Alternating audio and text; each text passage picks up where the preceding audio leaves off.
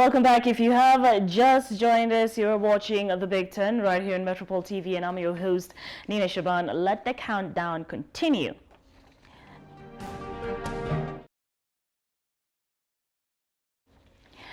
All right, so Uchumi Supermarkets is banking on the approval of a proposed company voluntary management to invite new investors to pump in fresh capital into its business.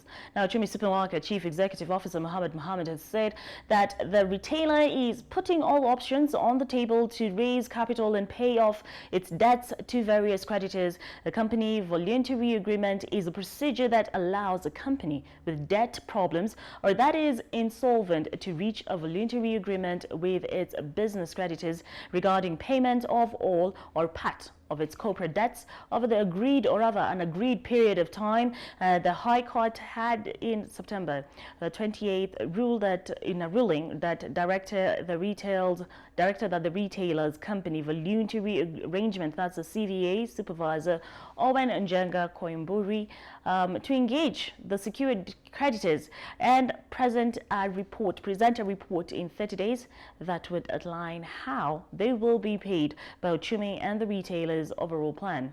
After a creditors meeting in May, it emerged that it was unanimously agreed the suppliers take a 70% cut on the straggling retailers, and that's about 6 billion shillings, whereas a decision that has since been squashed. All those are on the table. I mean, we, of course, looking at external funding, looking at possibly investors, because the challenge, to be above board and honest, I mean, a major challenge of Uchumi is anyone keeps fearing about the old debt. It's nothing to hide about. And, you know, if you're able to get a resolution on those old matters, I think then the conversation changes, because it's very hard right now even to engage some of these financiers or funders or investors when, you know, when you keep having these old matters hanging, this dark cloud hanging over you. It's very hard to convince sometimes some people.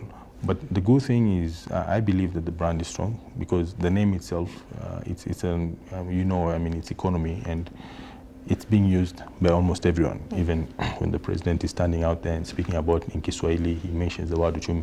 So it's a strong brand, and I think it has an opportunity to get back on it.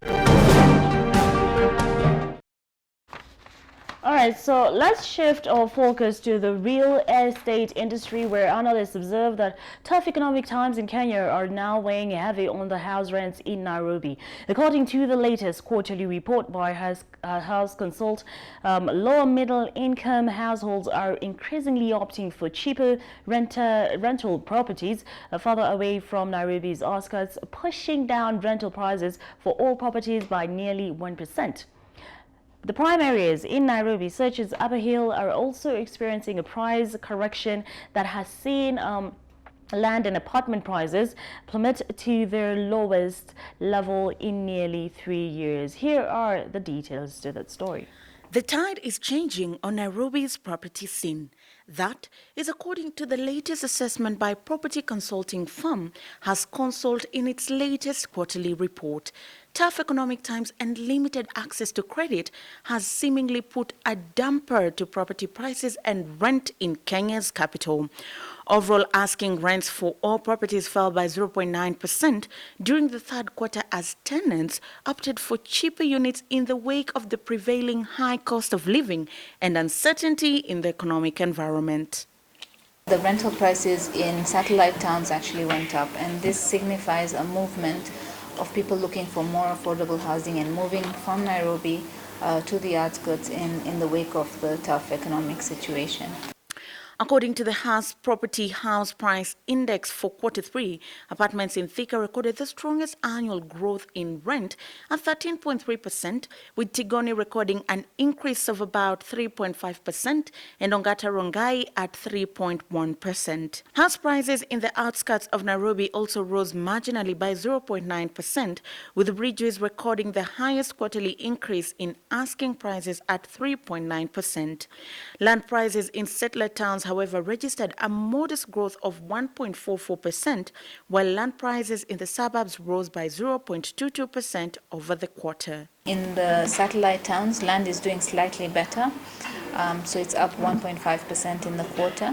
and that's because it's probably land in the satellite towns is a lot more affordable than land in Nairobi, and within this environment it's actually a lot more astute to be buying out there where there's more growth potential. As a result, suburbs such as Upper Hill that have previously seen a sharp rise in land prices have seen a decline in prices. According to Hearst Consult, the price of land in Upper Hill fell to a 2-year low as developers slow down activity in the area.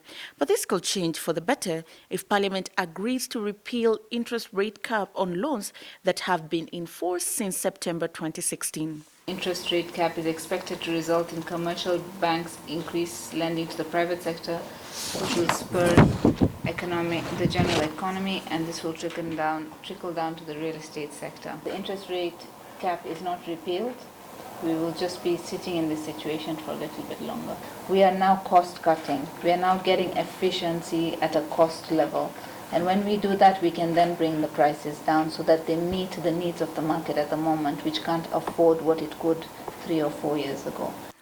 Despite the seemingly gloomy outlook on the real estate market, analysts at Hearst Consult say investment in land in Nairobi's satellite towns continues to outperform other asset classes such as bonds and shares.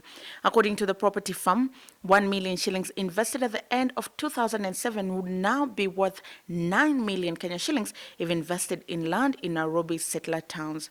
This is compared to a paltry 450,000 Kenya shillings if invested in shares, or 1.36 million Kenya shillings if invested in savings. For Metropole TV, I'm Ondero Oganga.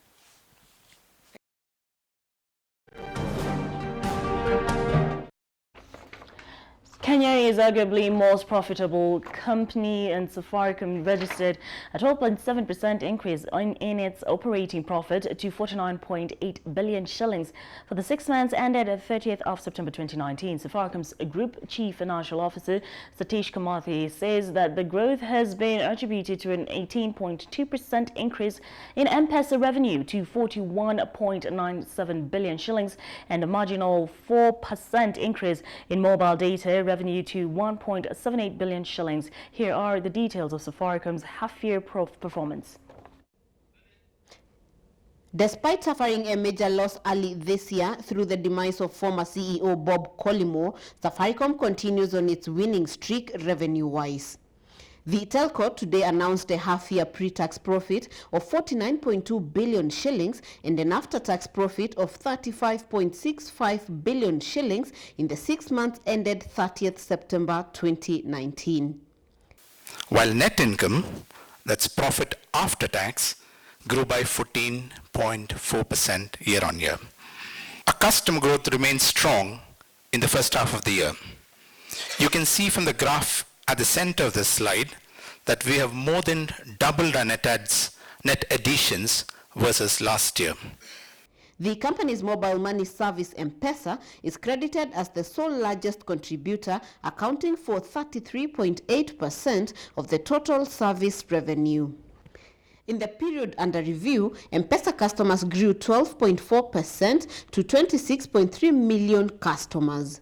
Subsequently, the volume of transactions grew 11.4% to 4.5 billion shillings. You can see the revenue growth for the year was driven pretty much by M-Pesa, which grew by 6.5 billion shillings or 18.2% year-on-year. Mobile data grew 0.8 billion or 4% year-on-year. The company now says it has its eyes set on growing mobile data revenues in the next 6 months, which witnessed a 4% increase in the half-year results. But our focus going forward, and you'll see it later on, is that we will definitely focus on providing more 4G sites. As you've seen, we've added an additional 732 sites over the last 6 months, and an equivalent or even more numbers will be added over the next 3 months. During the same period last year, Safaricom registered a 44.2 billion pre-tax profit and a 31.2 billion net income. This year's performance is a general improvement from last year's figures, despite the fact that the interim CEO, Michael Joseph, says that the last 6 months have been the hardest in the company's history. Michael Joseph also maintains that the company will continue on its growth trajectory and its market share is in no way threatened by the expected merger between Telkom and Airtel. Rosemary Kinyanjui for Metropole TV.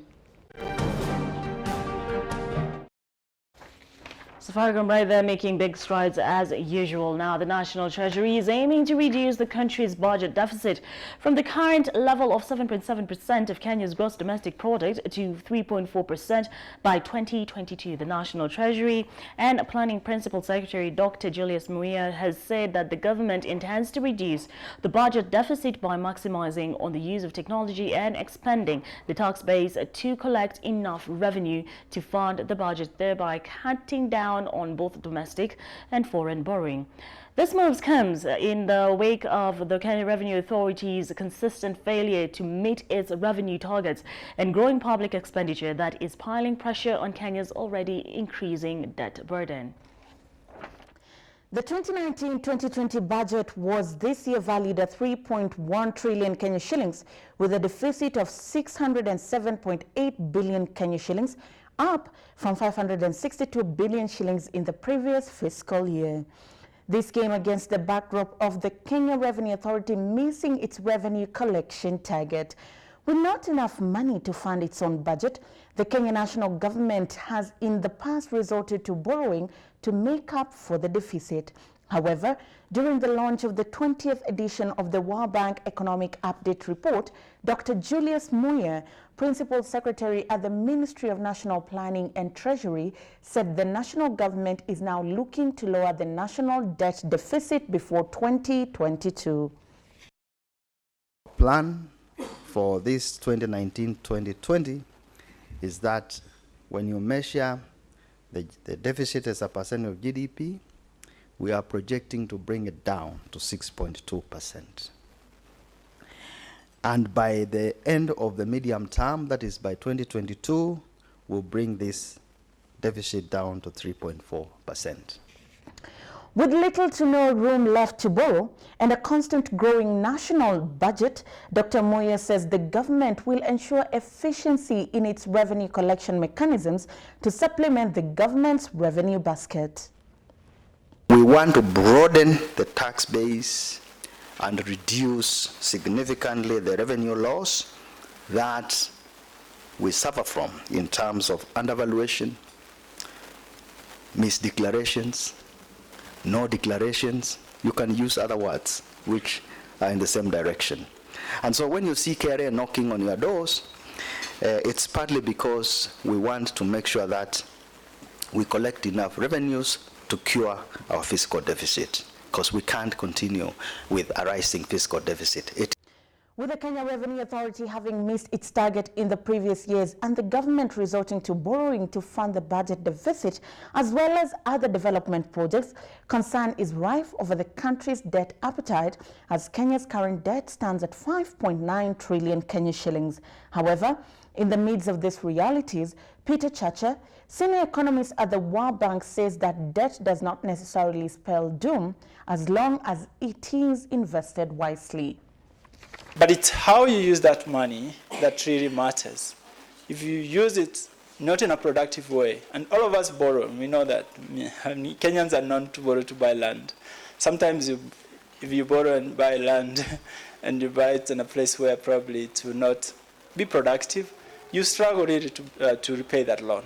So similarly, in this case, if you borrow money, the government has programs, and these programs should be invested in a way that you get returns so that it's able to repay the debt. The 20th edition of the World Bank Kenya Economic Update Report that was launched today points to the fact that real GDP of the country has been expanding on average by 5.6% over the last 4 years, with an economic activity softening in 2019 due to poor climate conditions and weak private sector investment. If the government is to reduce budget deficit by collecting enough revenue, it must then address the challenges hindering the growth of the private sector investment and agricultural sector. For Metropole TV, I'm Ondiro Oganga.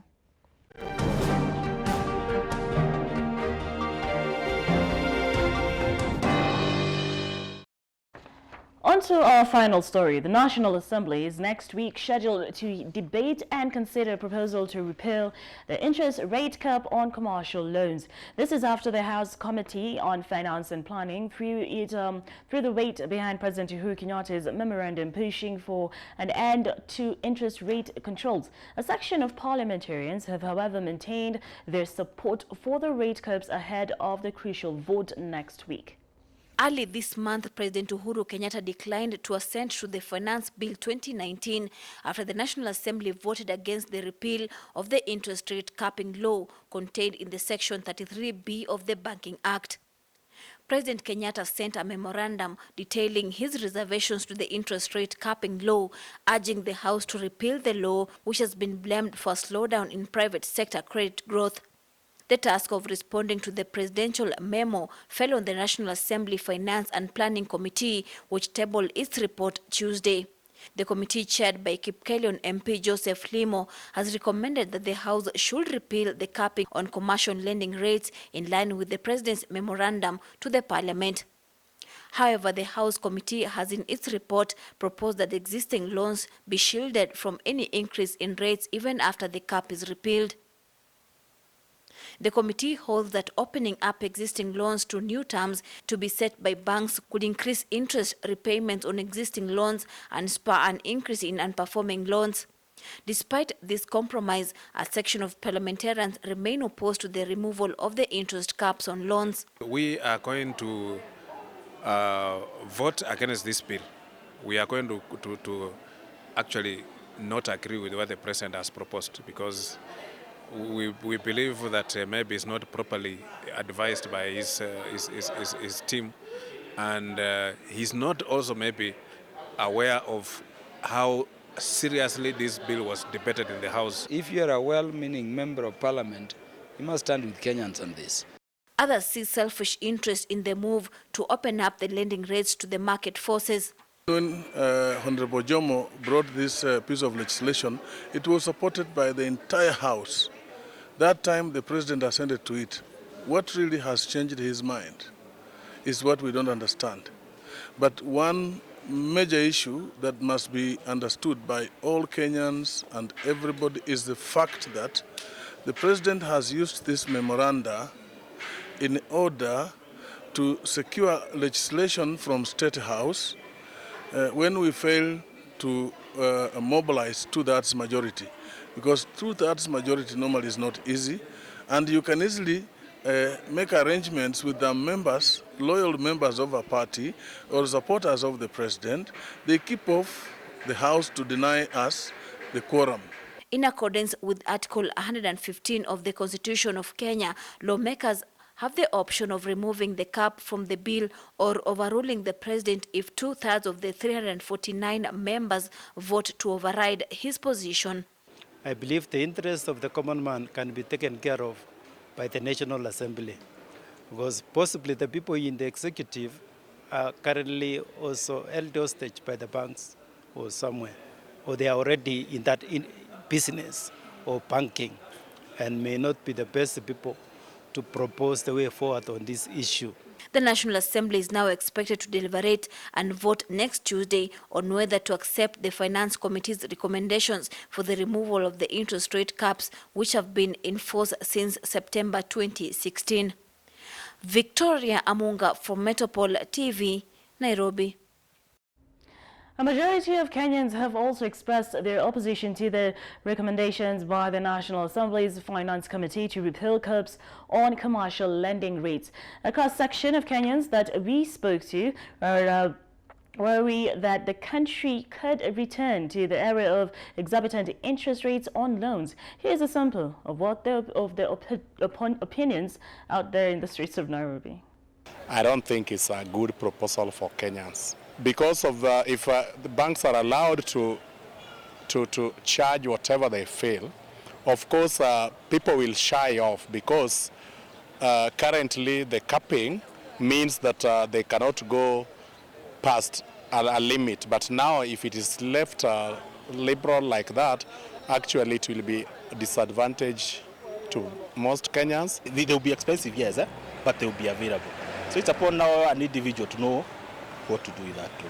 it will slow down the economy, because when people take loans, they do businesses and the economy grows. So if you're discouraged from taking a loan, you'll just, from taking loan at an affordable rate, you'll just do your business with whatever amount you have, which will, the growth will be very slow.